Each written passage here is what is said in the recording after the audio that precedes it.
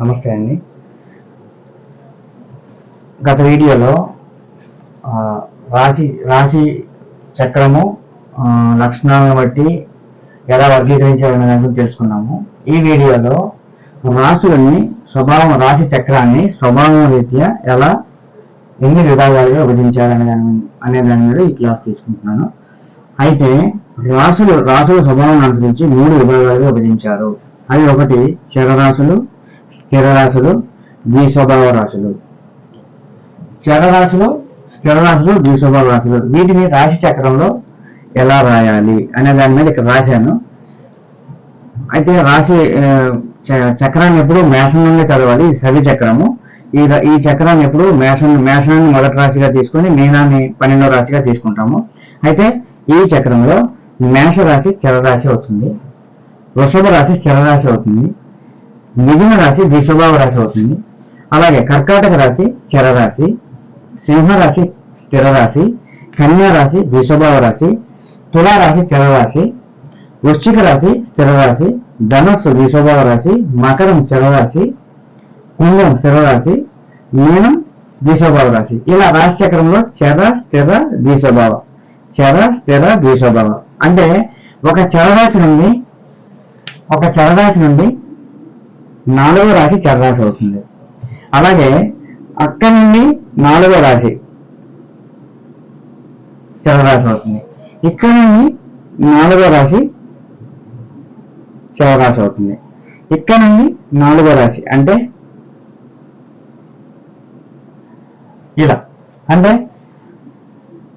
మేషం, కర్కాటకం, తుల, మకరం చరరాశులు. మేషం, కర్కాటకం, తుల, మకరం ఇలా 4 రాశులు. చరరాశులు 12 రాశుల్ని 3 విభాగాలుగా, అంటే ఒక్కొక్క విభాగంలో 4 రాశులుగా విభజిస్తూ చర స్థిర ద్విస్వభావ రాశులుగా చెప్పారు. అలాగే స్థిర రాశిని తీసుకుంటే స్థిర రాశి నుండి 4వ రాశి, మళ్ళీ స్థిర రాశి, మళ్ళీ అక్కడ నుండి 4వ రాశి స్థిర రాశి, అక్కడ నుండి 4వ రాశి స్థిర రాశి, అక్కడ నుండి 4వ రాశి స్థిర రాశి. ఇలా అంటే ఒక చరరాశి నుండి 4వ రాశి చరరాశి, ఇలా 4 రాశులుగా విభజిస్తూ చర స్థిర ద్విస్వభావ రాశుల్లో 12 రాశుల్ని ఒక్కొక్క విభాగంలో 4 రాశులను పెడుతూ చర స్థిర ద్విస్వభావ రాశులుగా రాశి చక్రాన్ని విభజించారు. అయితే ఈ చర స్థిర ద్విస్వభావ రాశులని ఈ 3 విభాగాలుగా విభజించారని మనం చెప్పుకుంటున్నాం. అయితే చర స్థిర ద్విస్వభావ రాశులు లక్షణాలని మనం ఎలా తెలుసుకోవాలి అంటే, ఒక వ్యక్తి చక్రాన్ని మనం పరిశీలించినప్పుడు ఈ చర స్థిర ద్విస్వభావ రాశులు మనకి ఆ వ్యక్తి యొక్క స్వభావం గురించి తెలుసుకోవడంలో అత్యంత కీలక పాత్ర పోషిస్తాయి. అయితే అది ఎలా చెప్పాలి అంటే, చరరాశి అంటే మేషరాశిలో, లేదా ఇంకో చరరాశి కర్కాటక రాశిలో, లేదా ఇంకొక చరరాశి తులారాశిలో, లేదా ఇంకో చరరాశి మకర రాశిలో, అంటే చరరాశులలో ఎక్కువ గ్రహాలున్న వ్యక్తులు, లేదా చరరాశిగా రాశిగా కలిగిన వ్యక్తులు, లేదా చరరాశిని లగ్నానిగా కలిగిన వ్యక్తులు, వీరి యొక్క స్వభావం అంటే వీరు అత్యంత చురుకుదనం కలిగిన వ్యక్తులుగా ఉంటారు. ఏ పని చేసినా దానిలో ఎక్కువగా మార్పును కోరుకుంటారు. ఉన్న ఉద్యోగంలో మార్పును కోరుకుంటారు. చరరాశుల వ్యక్తులు ఉన్న ఉద్యోగంలో మార్పును కోరుకుంటారు, చేసే పనిలో మార్పును కోరుకుంటారు, ఉన్న నివాసంలో మార్పును కోరుకుంటారు. ఒక పనిని పూర్తి చేయకుండానే ఇంకో పనిని స్టార్ట్ చేస్తారు. ఏ పనినైనా సమర్థవంతంగా పూర్తి చేస్తారు. అత్యంత ధైర్య సాహసవంతులు గల వ్యక్తులుగా ఈ చరరాశిలో అత్యధిక గ్రహాలు కలిగిన వ్యక్తుల్ని మనం స్వభావ రీత్యా అర్థం చేసుకోవచ్చు. ఇక స్థిర రాశులు అంటే చరరాశులకి కంప్లీట్ ఆపోజిట్ స్థిర రాశులు. ఇప్పుడు ఇందాక మనం చరరాశుల్లో అత్యధిక గ్రహాలు కానీ, రాశిగా కలిగిన వ్యక్తులు కానీ, చరరాశిలో లగ్నం కలిగిన వ్యక్తులు కానీ మనం స్వభావ రీతి ఎలా అర్థం చేసుకోవాలని చెప్పానో, ఈ చరరాశిలో ఉన్న స్వభావానికి ఆపోజిట్ గా స్థిర రాశులు. ఈ స్థిర రాశిలో ఉండే వ్యక్తులు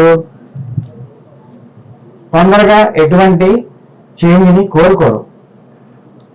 ఉన్న స్థలంలో కానీ లేకపోతే ఉన్న ఉద్యోగంలో కానీ మార్పును కోరుకోరు. ఏదైనా ఉన్న ఉద్యోగంలోనే అడ్జస్ట్ అయ్యి పనిచేద్దాం అనుకునే మనస్తత్వాన్ని కలిగి ఉంటారు.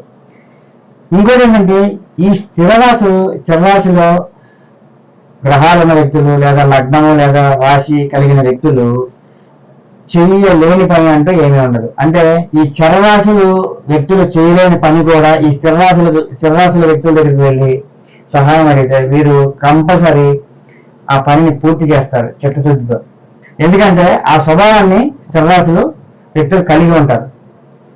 ఇంకోటి ఏంటంటే ఈ స్థిరరాశుల వ్యక్తులు ఎక్కువగా ఏదైనా ఒక ఎలా అంటే స్థిరమైన ప్లాట్ఫామ్ అంటే ఏదైనా ఒక కర్మాగారంలో కానీ ఏదైనా ఒక ఎక్కడ కదలకుండా చేసే ఉద్యోగాల్లోని ఎక్కువగా ఇష్టపడతారు. అసలు ఫైనల్ గా చెప్పాలంటే ఈ స్థిర రాశుల్లో ఉన్న వ్యక్తులు ఉన్న దాంట్లోనే అడ్జస్ట్ అయ్యి పనిచేద్దాం అనుకుంటారు కానీ కొత్తగా ఎటువంటి మార్పుని కోరుకోరు. ఈ స్థిర రాశుల్లో ఎక్కువ గ్రహాలు లేదా స్థిరరాశిని రాశిగా లేదా స్థిరరాశిని లగ్నంగా కలిగిన వ్యక్తుల స్వభావాన్ని ఈ విధంగా మనం అర్థం చేసుకోవచ్చు. ఇక ద్విస్వభావ రాశులు. ఈ ద్విస్వభావ రాశులు అంటే ఈ ద్విస్వభావ రాశుల్లో చరరాశిలో ఉండే వ్యక్తుల లక్షణాలు స్థిరరాశిలో ఉండే వ్యక్తుల లక్షణాలు రెండు ఉంటాయి. అందుకే వీళ్ళని సమన్వయపరులు అని కూడా అంటారు. అంటే ఏదైనా ఒక పనిని అటు చంచల స్వభావంతో పూర్తి చేస్తారు, స్థిరంగా ఉండి కూడా పూర్తి చేస్తారు. అంటే ఈ రెండు స్వభావ రాశులు వ్యక్తులు కూడా ఈ ద్విస్వభావ రాశుల వ్యక్తుల లక్షణాలని చెప్తారు. ఫర్ ఎగ్జాంపుల్ ద్విస్వభావ రాశిలో లగ్నం పడి చరరాశిలో రాశి పడింది అనుకోండి, అంటే ఈ వ్యక్తులు స్థిరంగా ఒక దగ్గర ఉండి మార్పు లేకుండా పనిచేయగలుగుతారు. అలాగే కొత్త పనులని అత్యంత ధైర్య సాహసాలతో స్టార్ట్ చేసి పూర్తి చేయగలిగే సామర్థ్యాన్ని కూడా కలిగి ఉంటారు.